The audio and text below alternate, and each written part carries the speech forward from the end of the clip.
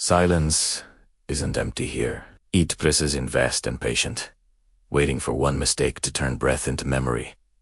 High above the earth, so high that borders dissolve and nations become color human voices. Drift through the void.com. Professional, almost casual. As if nothing, absolutely nothing, could go wrong. Dada Rhinestone is one of those voices. New to this altitude, new to the ritual of orbit. Her breathing is slightly louder than the others, though she tries to hide it. Each inhale is measured. Deliberate.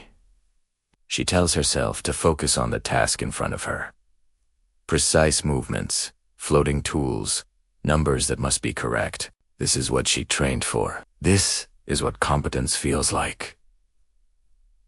Around her, space feels deceptively gentle. There is sunlight without warmth. Motion without friction. A fragile sense of order held together by mathematics and trust. Veteran astronaut Matt Kowalski moves nearby with practiced ease, drifting like someone who belongs here. His voice carries stories, humor, an effortless confidence. He talks to fill the silence not because he fears it, but because he understands how thin the line is between calm and panic. His presence anchors the moment. For Ryan, it helps. She listens more than she speaks. Below them, the earth turns.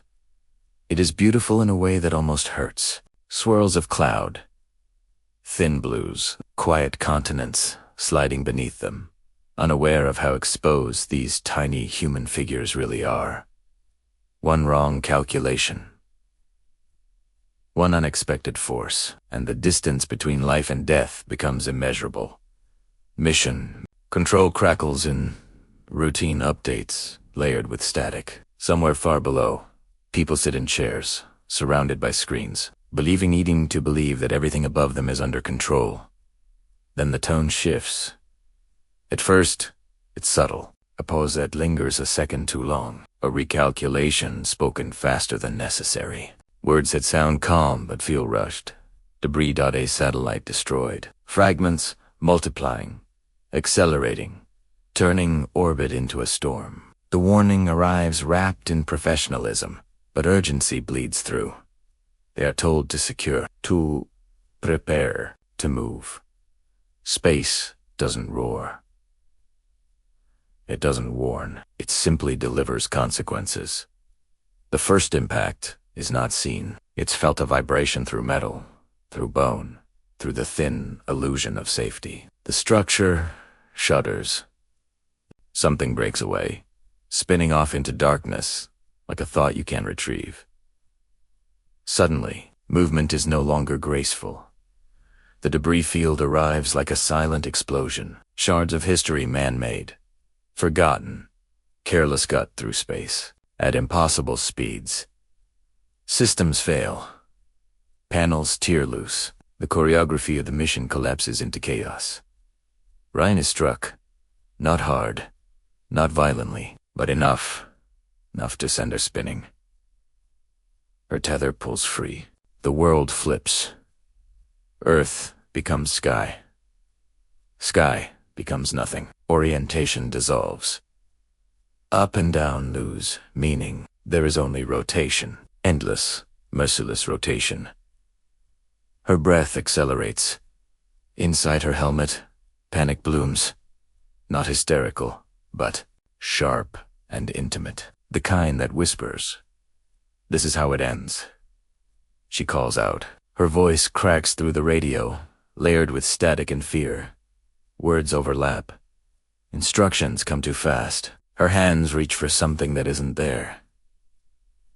She is untethered. Kowalski moves immediately. There is no hesitation. His voice cuts through the noise, steady and focused. He tracks her movement, calculates angles, burns fuel with controlled urgency. He talks to her constantly, not to give information, but to give presence. Look at me, she tries. But all she can see is Earth spinning beautiful and utterly indifferent. The distance between them closes. Slowly, painfully. Every second stretches. Every breath feels borrowed. When he finally reaches her, when his hand grips her suit, it feels less like rescue and more like a fragile agreement with physics. They are alive. For now. The debris passes, but it doesn't leave. It never truly leaves. It circles. It waits. Orbit turns danger into inevitability.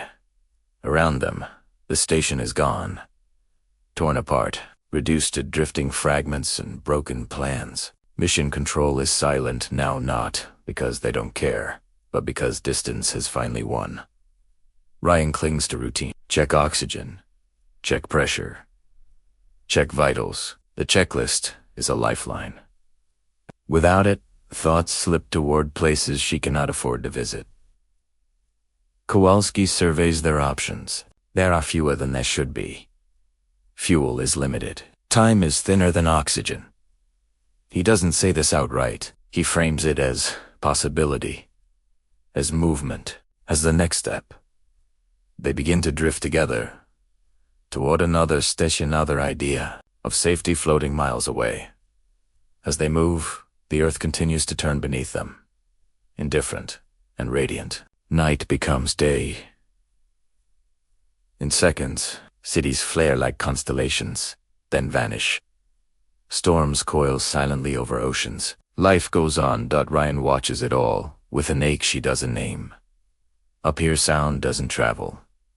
There is no wind, no echo, just the sound of her own breathing, loud and unavoidable. It fills her helmet, reminding her she is still here, reminding her that each breath is temporary. Kowalski keeps talking about the view, about the stories he'll tell when he gets back, about a lake on Earth where the stars reflect so clearly you forget which way's up. He speaks as if gravity is already reclaiming him. Ryan listens. She lets his voice carry her forward. But something inside her begins to fracture, not from fear alone, but from memory. From a grief she's buried so deeply that even space couldn't touch it until now. Floating at her, with nothing solid beneath. Her feet, she feels the absence she's been running from. Loss has its own gravity. The radio crackles again. A warning. The debris field is coming back. There will be no shelter this time. They reach the station just as the sky around them begins to fill with invisible threats. Metal whispers past them at lethal speed. Time compresses. Movements become INSTINC.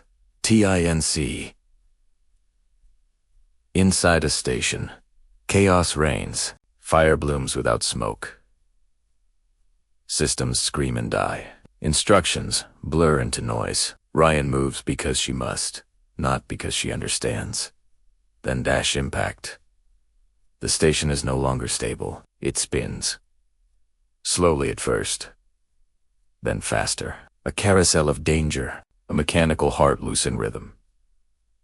Kowalski makes a decision.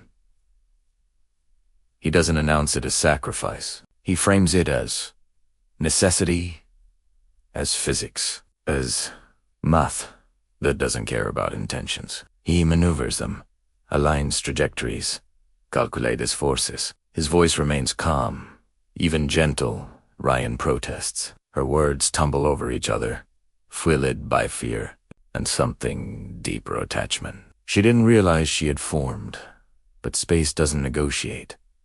The tether stretches, tightens, and then he lets go. Kowalski drifts away, pulled by forces he no longer resists. His voice fades into static, still calm, still reassuring. Even as distance claims him, he talks until the signal dissolves, until silence takes him completely. Ryan is alone, not metaphorically. Literally.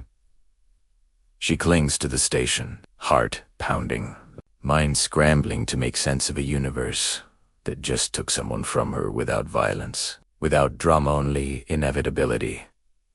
Below her, the earth continues to turn. Above her, nothing. Inside her helmet, her breathing is ragged now. Tears float, weightless, blurring her vision. She wants to scream, but there is no point. Space wouldn't hear her. No one would. She pulls herself inside a capsule, a small, fragile shell meant to bring people home. She seals the hatch. For the first time since the chaos began, there is stillness. She floats there, suspended between escape and surrender. Oxygen dwindles. Controls flicker in unfamiliar languages. The manual might as well be written for another species. Her hands tremble as she tries to follow steps she barely understands. The radio comes alive briefly, a human voice, distant and distorted. Not a rescuer, not a miracle, just proof that life exists somewhere else. Ryan closes her eyes. For a moment, she stops fighting. And in that stillness between breath and silence, between earth and oblivion, inside her begins to surface a question she has avoided for a long time, a reckoning that has nothing to do with space. She floats there, tethered only to her own will. The debris will come again. The capsule may fail.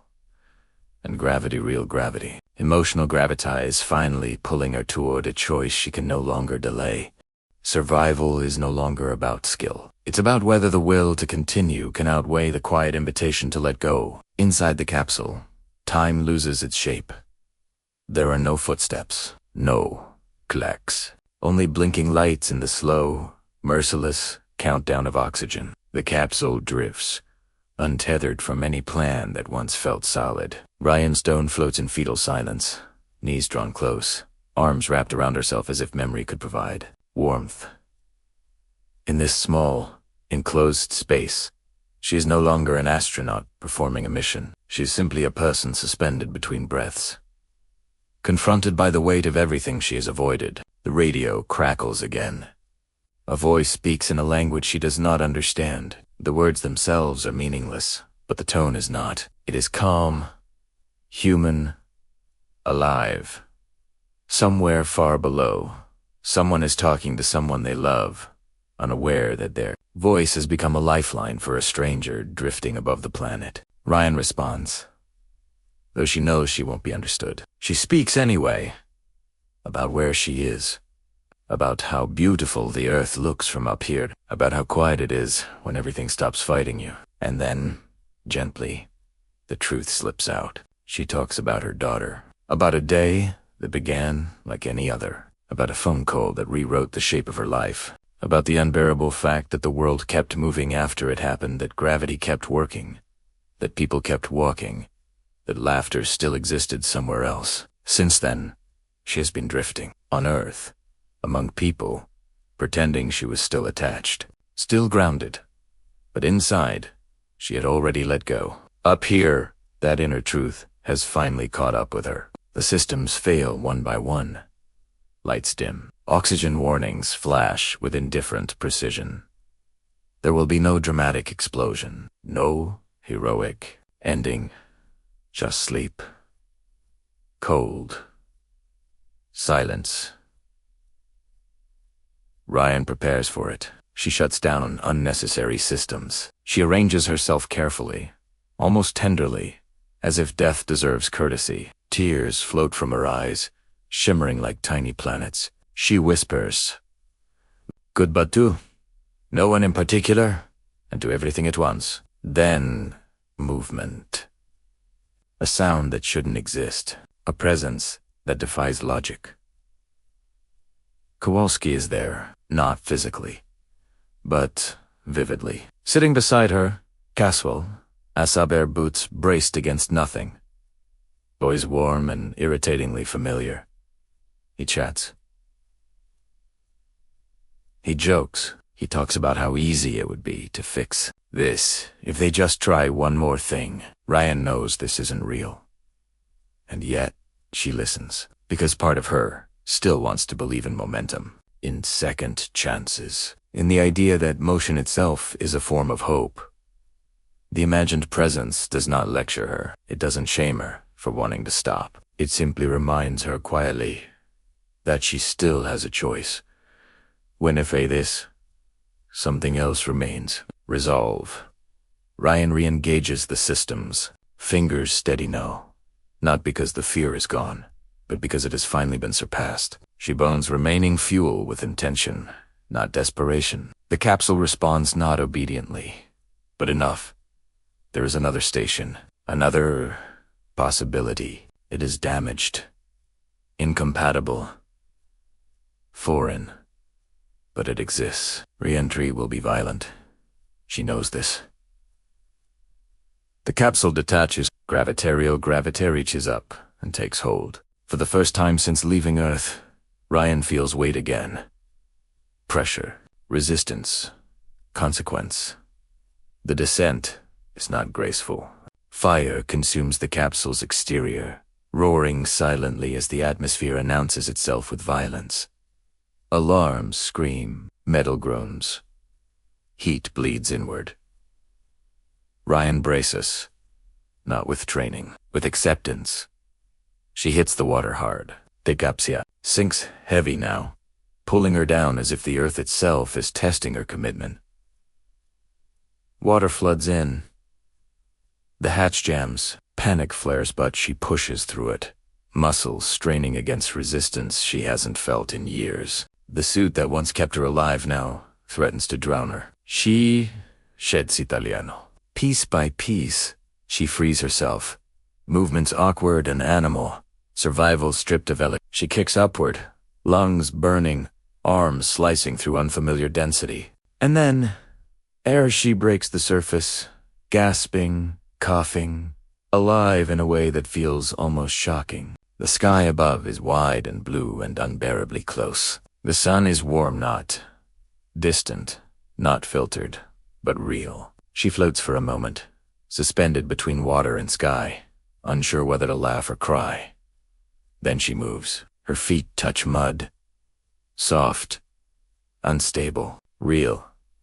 She stumbles, bodied unaccustomed to weight, to gravity pressing her downward instead of letting her drift away. Every step is effort. Every movement a negotiation with a body that has forgotten what it means to belong to a planet. She crawls, then stands. Around her, the world is quiet. Reeds sway. Birds call. Life continues, indifferent but present. The same world that once felt impossible to return to now supports her, patiently, without comment. Ryan stands there, breathing, feeling the pull of the earth beneath her feet. Gravity has reclaimed her, not as a force of destruction but as an anchor. She looks up, not at the sky she escaped, but at the horizon ahead. There is no triumph in her expression, no certainty, just resolve. The quiet understanding that survival is not about escaping the void once, but choosing, again and again, not to drift back into it. Sometimes, the hardest force to overcome is not the absence of gravity, but the weight of staying.